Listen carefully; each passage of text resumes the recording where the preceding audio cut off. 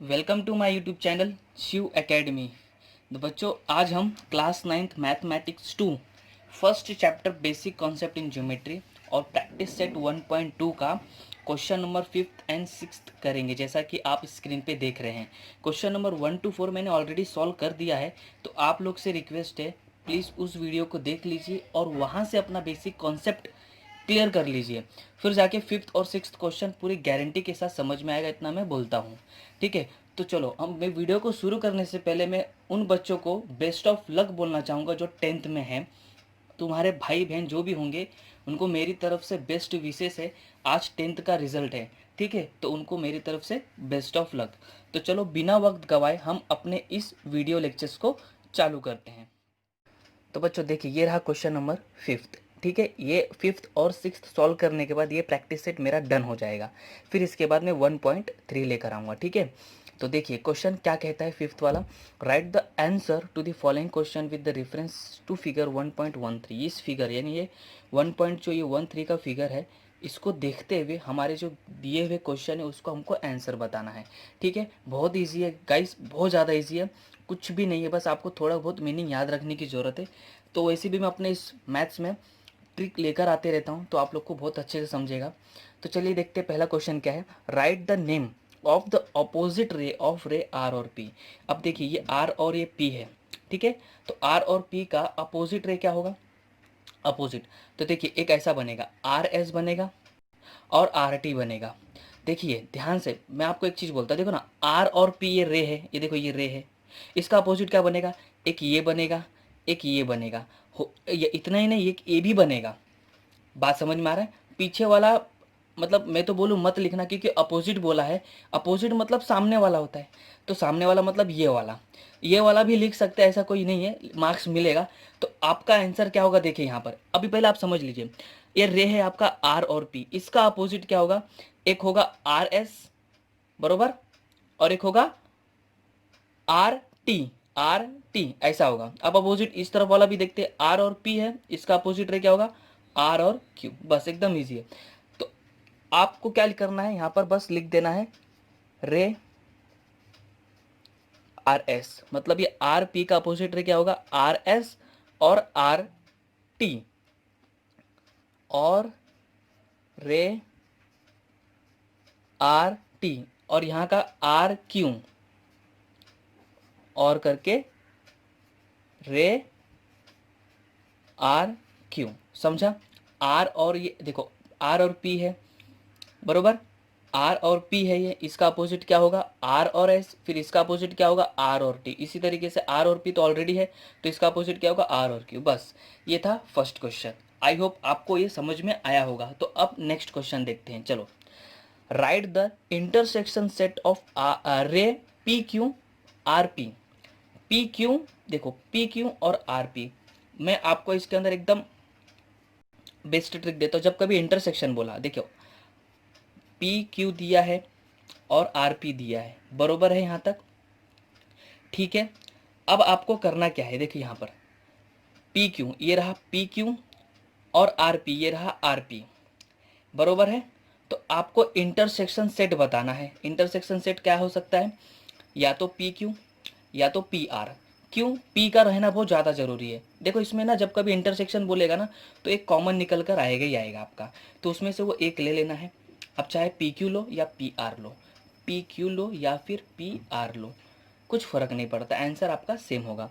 तो यहाँ पर आप लिख सकते हैं रे पी क्यू या फिर रे पी आर।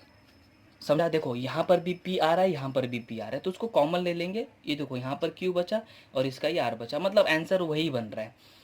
ठीक है, अब चलो क्वेश्चन नंबर तीसरा। Right the union set of the P Q और क्यू आर। यूनियन मतलब क्या होता है, आपको तो पता है, सब एक होना। तो एक करते हैं बिना किसी चीज़ को रिपीट किए। जैसे देखो यहाँ पर पी क्यू दिया है और क्यू आर दिया है, अब आपको क्या बताना है, यूनियन बताना है। तो अगर मैं क्या करूँ कि पूरा एक में मिल जाए, तो क्यू आर अगर मैं ले लूँ, देखो यहाँ से ऐसा क्यू आर अगर मैं ले लूँ तो अपने आप पी इसके अंदर आता है। तो सिंपल सा इसका आंसर है सेगमेंट क्यू आर। ठीक है, तो ये रहा तीसरा क्वेश्चन भी उम्मीद करता हूँ आप लोग को बहुत अच्छे से समझा होगा। तो अब चौथा क्वेश्चन देखिए, state the ray of which segment Q R is a subset बोला है। क्यू और आर, क्यू आर क्या बोल रहा है, उसका सबसेट बोल रहा है। तो ये तो बहुत ही ईजी है, क्यू आर एक खुद हो गया और आर क्यू उसका खुद हो गया। सबसेट मतलब क्या, उसी में से देखो मैं आपको मीनिंग बताता हूँ। आप अलजेब्रा में 1.1 में वो है। अभी देखो 1 2 3 4 5, ये 5 नंबर मैंने ले लिया फॉर एग्जांपल। अब सबसेट बताना है, क्या क्या हो सकता है। अब समझो तीन तीन नंबर का सबसेट बताना है, तो 1 2 3 हो सकता है, फिर 3 4 5 हो सकता है अलग अलग, फिर क्या हो सकता है 2 3 4 हो सकता है। तो ये होता है, मतलब इन्हीं में से सबसेट बताना है टुकड़ों में। तो इसी तरीके से हम क्या कर सकते हैं, इसको चौथे वाले को लिख सकते हैं यहाँ पर, रे क्यू आर है ना, क्यू आर एंड रे आर क्यू, बस इसी का उल्टा, क्योंकि और तो कुछ है नहीं, बरोबर। तो ये बहुत इजी था, कुछ भी नहीं इसके अंदर। तो अब हम इसके अंदर क्या करेंगे, क्वेश्चन नंबर ये 5वां करेंगे, जो आपके सामने स्क्रीन पर दिख रहा है। अब ये क्या बोलता है, write the pair of opposite ray which common end point R, ये आर है यहाँ पर, बरोबर। अब हमें इसका क्या बताना है, कॉमन एंड पॉइंट बताना है। तो आर का कॉमन कॉमन एंड पॉइंट क्या होगा, आर क्यू, देखो common end R Q R T, ठीक है, यहाँ तक कॉमन एंड पॉइंट देखो ना, आर क्यू आर टी। वैसे भी देखा जाए तो एकदम मिडल में आता है, 1 2 3 1 2 3। तो यहाँ से शुरू करने का, जहाँ पे ख़त्म हो रहा है लेफ्ट राइट दोनों तरफ देख लेने का। तो ये तो और ही इजी था। क्या बनेगा इसका आंसर, रे आर क्यू एंड रे आर टी।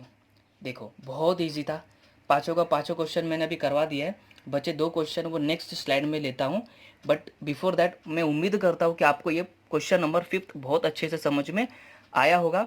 अगर कहीं कुछ डाउट रहा तो इस वीडियो को फिर से ज़रूर देखना, इतने पार्ट्स को, तो अच्छे से समझ में आ जाएगा, ठीक है। तो अभी क्वेश्चन हम इसके क्वेश्चन नंबर देखिए, जैसे 5वां मैंने किया, तो अभी 6वां और 7वां मैं नेक्स्ट पेज पर करता हूँ। देखिए ये रहा question number 6, right any two रे which common end point S. अब यहाँ पर देखो ये एस है, इसका कॉमन एंड क्या होगा, इसके बाजू वाला होगा, यानी कि ये एस टी और ये एस आर। तो इसलिए मैंने यहाँ पर रे एस टी और रे एस आर लिख दिया है, ठीक है। अब वापस से देखो वो इंटरसेक्शन वाला क्वेश्चन आया, right the intersection set of रे एस पी एंड रे एस टी। ये रहा एस पी एस टी। तो अब आपको क्या बताना है इसमें इंटरसेक्शन पॉइंट। तो देखिए जो कॉमन होगा एस पी और ये एस टी, तो कॉमन क्या है, ये एस है। तो आपको क्या लिखना है यहाँ पर, रे, आपको ये एस ले लेना है, एस। अब याद है पिछला क्वेश्चन में क्या था, एस ले लिया तो ये एस पी हो गया, एंड वापस से एस ले लिया तो ये एस टी हो गया, मतलब वही आपको निकल कर आएगा। एक्चुअल में क्या होता है देखिए, मैं आपको इसके अंदर बता देता हूँ, एस इंटरसेक्शन क्या होता है।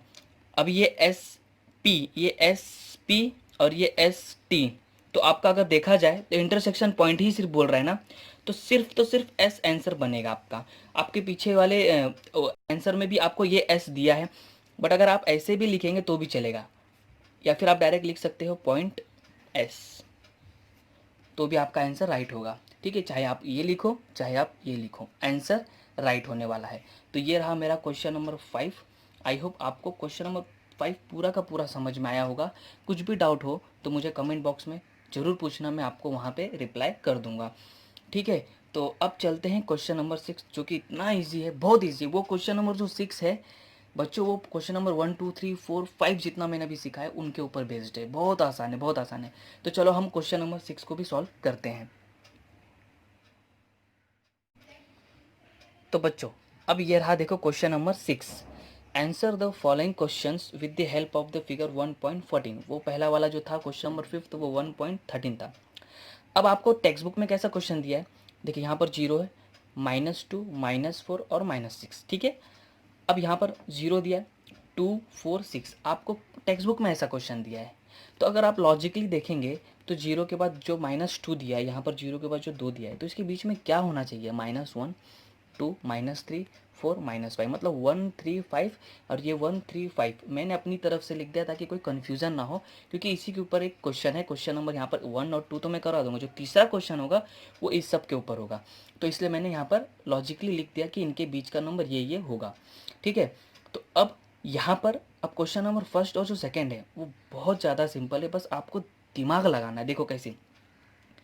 पहला question, state the points which are equidistant from point B. अब देखो पॉइंट बी ये है, अब इक्वी डिस्टेंस बोला है, मतलब देखो यहाँ पर तो कुछ नाम है ही नहीं, यहाँ पर भी कुछ नाम है ही नहीं, तो हम क्या लिखेंगे, इसलिए इसको छोड़ देते, इसको यहाँ से छोड़ा, इसको यहाँ से छोड़ा, तो अब अपने को क्या मिला, फिर यहाँ पर बी के बाद ये ए मिला, बी से अपने को क्या मिला, सी मिला।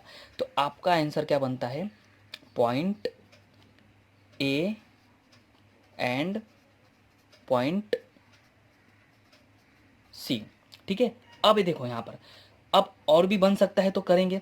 यहाँ पर वी है, ठीक है, लेकिन यहाँ पर देखो अभी कुछ भी नहीं है तो इसको हम छोड़ देंगे। अब यहाँ पर डी देखो, 1 2 3 छोड़ दिया, यहाँ पर भी 1 2, यहाँ पर देखो ये कहाँ 0, हाँ ए 1 2 3। अब डी क्या बोला यहाँ पर, बी से 1 2 3 चौथे नंबर का है, 1 2 3 चौथे नंबर का है, तो आपको यहाँ पर क्या बनेगा, पॉइंट डी एंड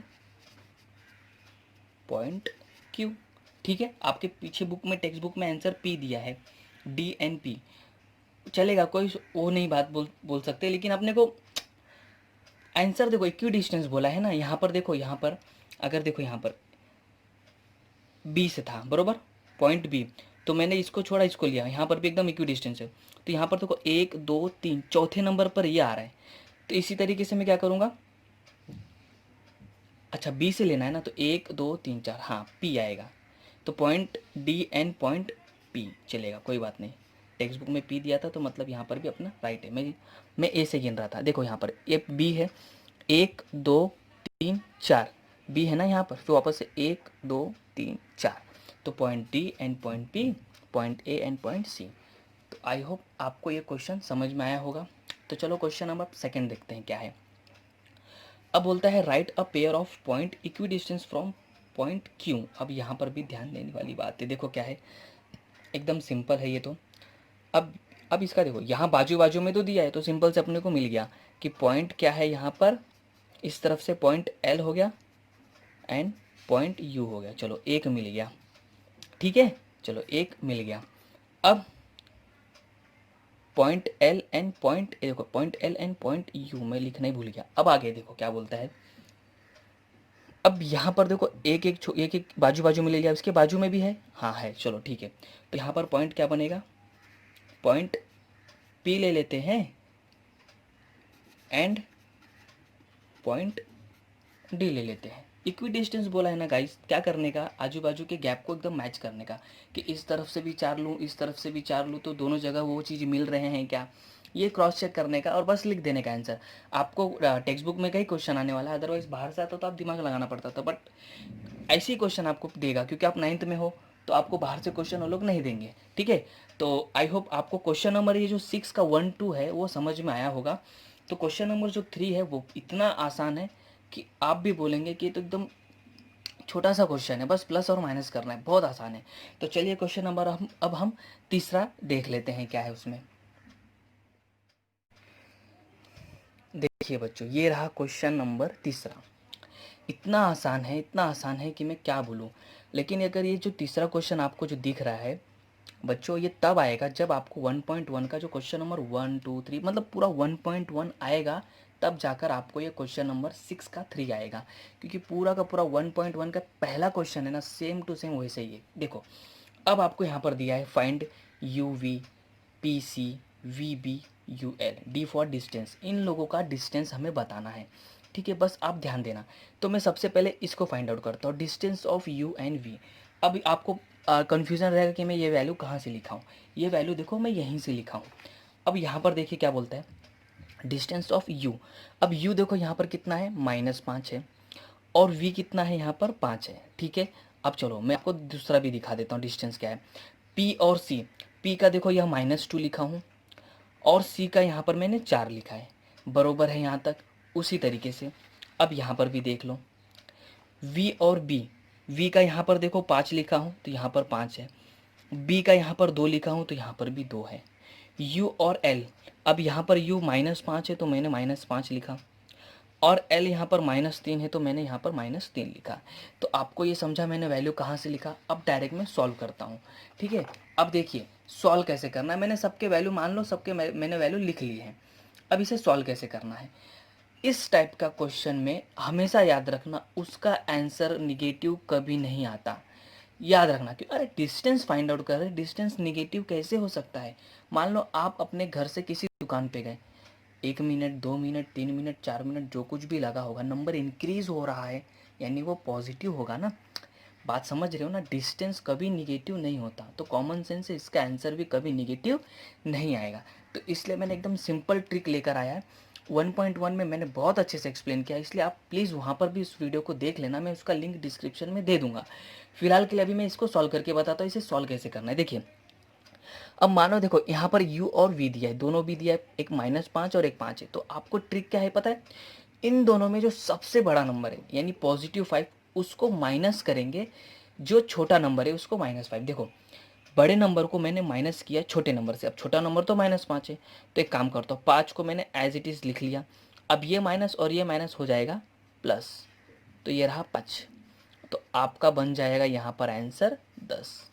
तो देखो बच्चों कितना इजी था, कुछ है ही नहीं, बरोबर। अगर आप इसे सॉल्व करेंगे ना 1 मिनट से ज़्यादा लेंगे ही नहीं, पक्का मैं बोलता हूँ। अगर अच्छा प्रैक्टिस रहा ना 1 मिनट क्रॉस होगा ही नहीं। अब इसी तरीके से एक क्वेश्चन नंबर देखो दूसरा, डिस्टेंस ऑफ पीसी बोला है, तो पी और सी का वैल्यू कहाँ से आया मैंने आपको बताया। अब इन दोनों में सबसे बड़ा नंबर कौन है, ऑब्वियस सी बात है पॉजिटिव यानी 4, उसमें से हम माइनस करेंगे ये -2 यानी जो छोटा नंबर है। तो फिर से इस क्वेश्चन के जैसा करेंगे, 4 तो हम लिख देंगे, अब ये माइनस हो जाएगा +2, तो बन गया ना ये 6। कितना आसान है ये, देखो कुछ है ही नहीं, 1 मिनट से भी कम लगेगा आप लोग सॉल्व करेंगे तो। अब आगे क्या है देखो, डिस्टेंस ऑफ क्या बोला है v एंड b, तो v और b दोनों भी पॉजिटिव, बहुत अच्छी बात है, नेगेटिव नहीं है। होता भी तो इस तरीके से अपन कर लेते थे, लेकिन अब देखो इन दोनों में बड़ी संख्या कौन है, पहचानना बहुत आसान है। तो 5 है, उसमें से मैंने 2 घटा दिया, तो कितना बचा, 3 बचा। ये तुम्हारा ये आंसर हो गया, ठीक है। अब यहाँ पर डिस्टेंस बोला है u और l फाइंड आउट करो, ठीक है ना, कोई बात नहीं। यही थोड़ा कॉम्प्लिकेटेड है बच्चों के लिए, 9th में बच्चों लोग को उतना दिमाग नहीं होता कि हम किसे चूज़ करें। बच्चों हमेशा याद रखना, देखो दोनों भी नेगेटिव है। अब आपको लग रहा है 5 बड़ा है, ऐसा नहीं होता है इस निगेटिव। देखो जब कभी दोनों नंबर नेगेटिव हो तो उल्टा सोचने का, जो सबसे बड़ा दिख रहा है ना वो छोटा होता है, और जब से जो सबसे छोटा दिख रहा है ना वही बड़ा होता है। तो ये -3 बड़ा है, उसमें से मैंने ये माइनस कर दिया क्या, -5। तो अब देखिए माइनस तो एज इट इज़ रहेगा, ये माइनस हो जाएगा प्लस।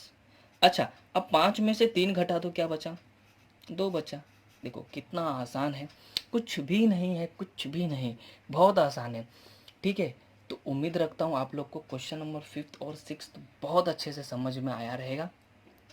तो अगर आप लोग को इस वीडियो से कुछ सीखने मिला तो बच्चों ये नहीं बोलता कि सब्सक्राइब करो, ज़रूरी नहीं। आपको अगर सीखने मिला, आपको इससे ज़रा सा भी फ़ायदा हुआ तो बस एक लाइक बटन दबा देना और अपने दोस्तों के साथ शेयर कर देना, ताकि उनका भी इसमें हेल्प मिल सके, ठीक है। तो अब मैं इस वीडियो को यहीं एंड करता हूँ। Thank you so much for watching this video and God bless you all.